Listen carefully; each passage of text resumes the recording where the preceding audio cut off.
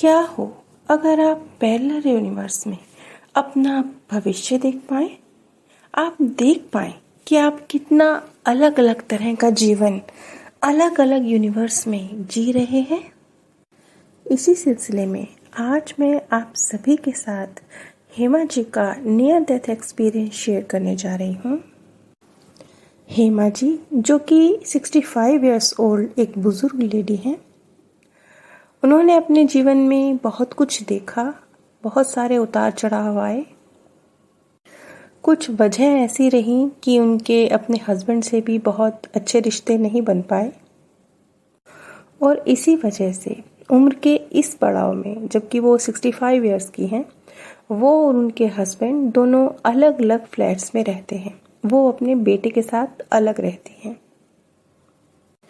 हेमा जी बताती हैं कि आज से लगभग 5 साल पहले जब वो अपने बेटे के साथ बाइक पर जा रही थी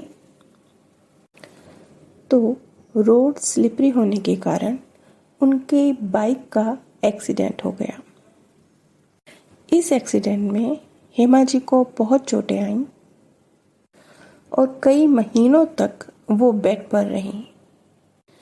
उस वक्त हेमा जी लगभग 60 वर्ष की थी। हेमा जी बताती हैं कि जिस वक्त मेरा एक्सीडेंट हुआ है उस समय से लेकर जब मैं हॉस्पिटल में बेड पे थी और मैं होश में आई हूँ, बीच में शायद 2.5 से 3 घंटों का वक्त रहा है जिसमें मुझे दूसरी दुनिया के अनुभव हुए हैं। लेकिन मैं कभी वो अनुभव खुलकर किसी के साथ शेयर नहीं कर पाई, इसलिए क्योंकि उनके इन अनुभवों को समझने वाला उनके आसपास कोई नहीं था। कभी उन्होंने किसी से जिक्र भी किया तो बहुत डरते डरते कुछ बताया कि शायद सामने वाला मुझे नहीं समझेगा। सिर्फ एक ही व्यक्ति थे, उनके हस्बैंड, जिन्होंने उनकी बातों पर न सिर्फ यकीन किया बल्कि उन्हें प्रोत्साहन भी दिया कि वो सबके साथ अपनी इस अनुभव को शेयर करें। जैसा कि मैंने आपको बताया कि हेमा जी के रिश्ते अपने हस्बैंड के साथ बहुत अच्छे नहीं थे, तो वो दोनों अलग अलग रहते थे। हेमा जी बताती हैं कि जब मैं उस मृत्यु के क्षणों से गुजरी हूँ तब मुझे बिल्कुल भी थोड़ा सा भी पीड़ा का एहसास नहीं हुआ। मैंने अपने आप को उसी समय बॉडी से अलग महसूस किया, लेकिन मुझे जरा सी भी लेश मात्र भी पीड़ा नहीं थी और मैं अकेली भी नहीं थी। मेरे साथ एक बहुत सौम्य से बुजुर्ग व्यक्ति भी थे। उस समय तो मैं नहीं जान पाई, लेकिन आज मैं समझती हूँ शायद वो मेरे मार्गदर्शक थे। वो कहते हैं कि मैंने फौरन ही अपने आप को एक बहुत बहुत ही बड़े, जिसका और ना छोर ना मैं जान सकूं, इतने बड़े से एक स्थान पर, जैसे एक बड़ा सा पार्क हो, इस तरह के स्थान पर मैंने अपने आप को देखा और मैं अकेली नहीं थी। एक तरफ लाइन थी जिसमें बहुत सारे लोग खड़े थे, जिसमें बच्चे, बुजुर्ग, युवा सभी थे। उन बुजुर्ग ने मुझसे बहुत प्रेममयी अंदाज में पूछा, क्या तुम भी आगे जाना चाहोगी? क्या तुम भी इस लाइन में हिस्सा लेना चाहोगी? मुझे नहीं पता, लेकिन मैंने ना में अपना सिर हिलाया। मुझे बहुत अच्छा एहसास हो रहा था, लेकिन एक अनजानेपन का भाव भी मौजूद था कि ये हो क्या रहा है, मैं किसके साथ हूँ, मैं कहाँ हूँ। लेकिन ये भाव बहुत जल्दी समाप्त हो गया। मैंने देखा मेरे पास मेरा प्यारा मोती, मेरा प्यारा डॉगी, जो जब मैं लगभग 9-10 वर्ष की थी तब मैं उसे सड़क से बीमार अवस्था में अपने घर लेकर आई थी और परिवार से बहुत लड़ झगड़ कर मैंने मोती को अपने पास पाला था। मोती लगभग 5 या 6 वर्ष जीवित रहा। जब मैं 15-16 साल की थी उस समय मोती का निधन हो गया। लेकिन इन 5-6 वर्षों में मैंने मोती के साथ बहुत प्यारा वक्त गुजारा। मुझे ऐसा लगता था जैसे मोती मेरी फैमिली का ही एक मेंबर है, मेरे घर का एक हिस्सा है। घर में मैं ही थी जो सबसे ज़्यादा मोती से प्यार करती थी। लेकिन मोती मेरे जीवन का पहला और आखिरी डॉगी था। इसके बाद मैंने किसी जीव को अपने घर में नहीं पाला क्योंकि घर में इस तरह का वातावरण ही नहीं था। मेरे हस्बैंड, मेरे इन-लॉज भी पसंद नहीं करते थे, मेरे मम्मी पापा भी पसंद नहीं करते थे। इसलिए दोबारा मैंने किसी जीव को अपने घर में नहीं रखा। लेकिन उस पर जब मैंने मोती को दौड़ते हुए अपने करीब आते हुए महसूस किया, मुझे ऐसा लगा जैसे कोई मेरी फैमिली का हिस्सा, मेरी फैमिली का मेंबर आके मेरे गले से लग रहा है। मुझे ऐसा एहसास हो रहा था कि मोती की कभी मृत्यु ही नहीं हुई, जैसे मोती कभी मुझसे दूर गया ही नहीं, जैसे मोती हमेशा मेरे साथ था। और ये एहसास तब था जबकि मैं ये भी जानती थी कि मोती मेरे साथ सिर्फ 5-6 वर्ष रहा है। मोती ने मेरे साथ ज़्यादा वक्त नहीं गुजारा। मैंने मोती को अपनी गोद में उठा लिया और उसके बाद मैं उस दिव्य पुरुष के साथ, उस बुजुर्ग व्यक्ति के साथ वापसी की यात्रा पर चल पड़ी।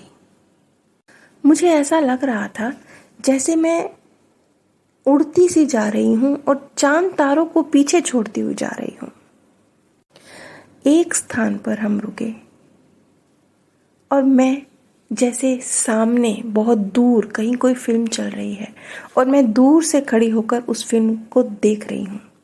इस तरह से मैंने अपने ही एक रूप को देखा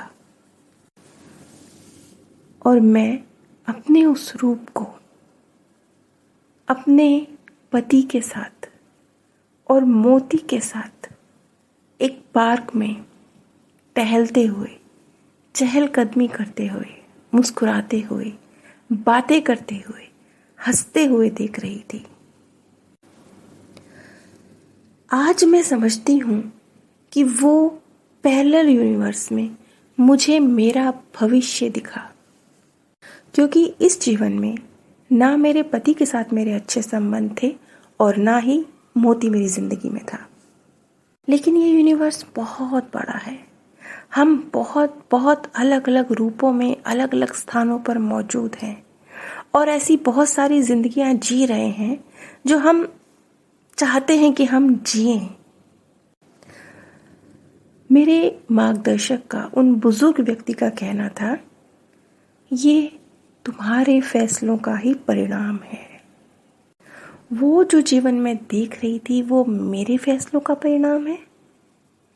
उस समय मैं ये चीज़ नहीं समझ पाई, लेकिन वो जो कुछ था वो बहुत सुंदर था। वो जीवन था जो मैं चाहती थी। मैंने और भी बहुत से यूनिवर्स देखे जहाँ मैंने देखा कि वहाँ बहुत अलग अलग तरह के जीव हैं जिन्हें मैं बहुत दूर, जैसे सामने कोई फिल्म है, कोई पार्क में कोई गेम चल रहा है और आप दूर से स्टेडियम में दूर से उसे देख रहे हैं। ऐसे मैंने बहुत से अलग अलग प्लैनेट्स देखे जहाँ जीवन मौजूद है, लेकिन आश्चर्यचकित रूप से बिल्कुल ही अनोखा और अलग। वो कहती हैं कि एक जो दृश्य मुझे स्पष्ट याद है, अधिकतर मैं भूल चुकी हूँ, जो मुझे एक स्पष्ट दृश्य याद है जिसमें मैं एक दूसरे प्लैनेट को जब मैं दूर से देख रही हूँ तो मैं ऐसा महसूस कर रही हूँ जैसे वहाँ पारदर्शी मनुष्यों की तरह ही, लेकिन पारदर्शी शरीरों में आत्माएं हैं और वो बिल्कुल मनुष्यों की तरह ही हैं, लेकिन वो पारदर्शी हैं।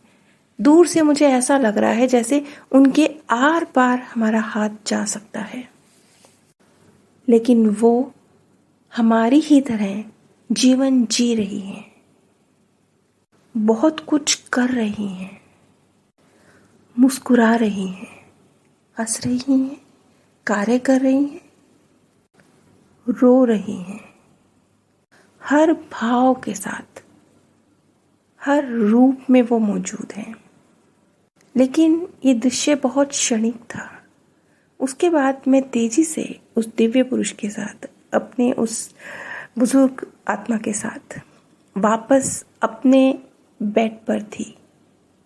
और मेरे आसपास जब मेरी आंखें खुली तो मेरे परिवार के लोग थे,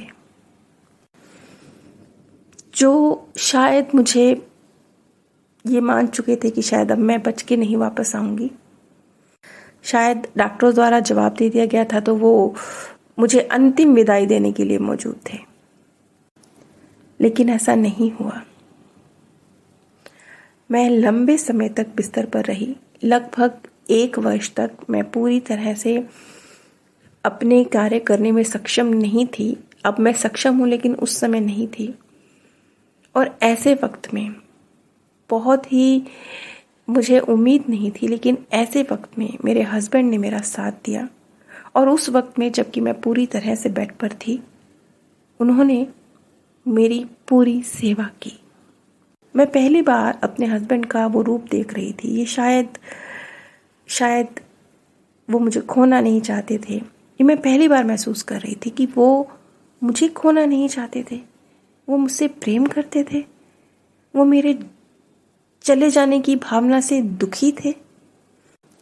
उनका ये रूप और मेरे प्रति केयर मैंने पहली बार महसूस करी। लगभग 1 वर्ष बाद मैं अपने पैरों पर चलने में सक्षम थी। और इस घटना के लगभग 2.5 वर्ष बाद मेरे पास एक छोटा सा प्यारा सा मोती था, जो मुझे बिल्कुल मेरे उस मोती की याद दिलाता था जैसे मैं बचपन में अपने घर लेकर आई। वो प्यारा सा छोटा सा डॉगी जो हर वक्त मेरे इर्द गिर्द नाचा करता था। और आज मैं समझ पा रही हूँ कि वो जो एक बात कही गई थी कि ये तुम्हारे ही फैसलों का परिणाम है, वो दृश्य आज मैं हर रोज जीती हूँ, महसूस करती हूँ।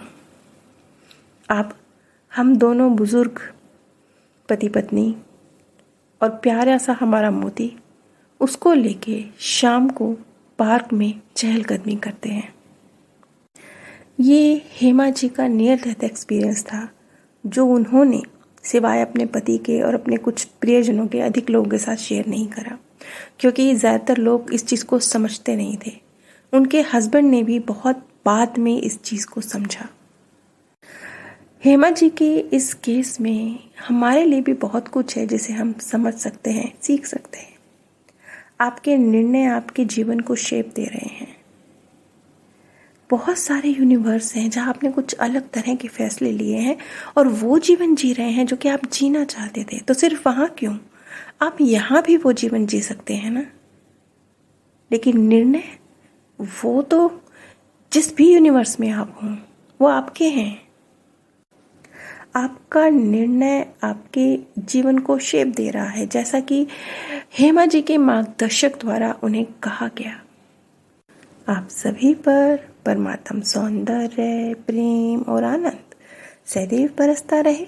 आप सभी दिव्य परम धाम में स्थान प्राप्त करें।